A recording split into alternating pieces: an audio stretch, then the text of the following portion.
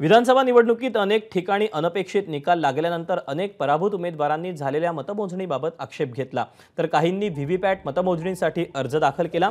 या संदर्भात राज्यातील 22 उमेदवारांनी ईव्हीएम मध्ये गडबड असल्याचा संशय व्यक्त करत ईव्हीएम पडताळणीचा अर्ज भरला।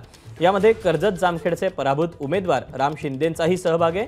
याशिवाय बाळासाहेब थोरात ठाकरे पक्षाचे राजू शिंदे, कन्नड येथील अपक्ष उमेदवार हर्षवर्धन जाधव यांनी सुद्धा आयोगाकडे तक्रार नोंदवली। व्हीव्हीपॅट मतमोजणीसाठी सर्व पराभूत उमेदवारांनी शुल्क सुद्धा भरले। यानंतर पराभूत उमेदवारांना एकूण मतदान केंद्रांच्या 5% केंद्रांवरील पडताळणी करता येणार आहे।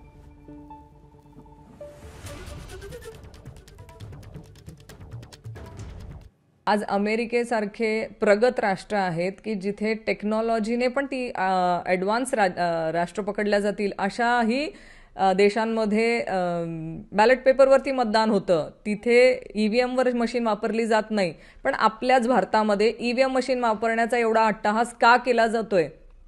तुम्ही हे बॅलेट पेपरवरती इलेक्शन घ्या ना, तुम्हाला कसली भीती आहे? जर तुम्ही काही केलं नाहीये, काळाभोर प्रकरण तुमच्या कुठल्याही या निकालामध्ये नाहीये आणि तुम्हाला विश्वास आहे की हा जनतेने दिलेला कौल आहे, तर एकदा बॅलेट पेपरवरती निवडणुका होऊन जाऊ द्यात। जे पराभूत उमेदवार आहेत त्यांनी व्हीव्हीपॅटची मशीन चेक करण्यासाठी, व्हीव्हीपॅटमधली मतमोजणी पुन्हा करण्यासाठी आम्हाला सर्वांना आदेशित केलेलं आहे आणि त्याचप्रमाणे आम्ही जिल्हाधिकाऱ्यांकडे आमचा अर्ज दाखल करून आमची जी काही रक्कम होती ती आम्ही रक्कम भरलेली आहे। कोणत्या मतदारसंघातून कोणी अर्ज दाखल केलेत आपण जाणून घेऊया। मधून काँग्रेसच्या बाळासाहेब थोरातांनी अर्ज केलाय। पुणे कॉन्टोन्मेंट मधून काँग्रेसच्या रमेश बागवेंनी अर्ज केलाय। कर्जत जामखेड मधून भाजपच्या राम शिंदेंनी अर्ज केलाय। नगर शहर मधून शरद पवारांच्या राष्ट्रवादीच्या अभिषेक कळमळकरांनी अर्ज केलाय।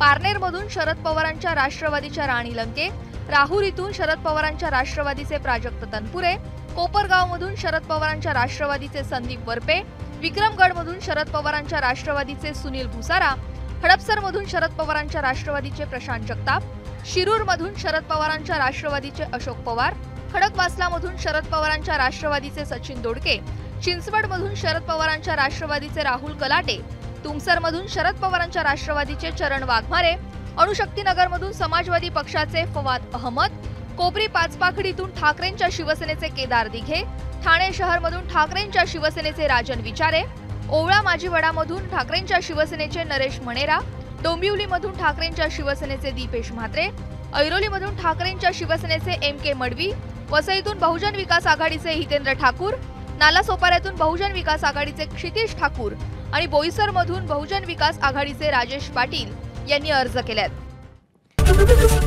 एबीपी माझा, उघडा डोळे बघा नीट।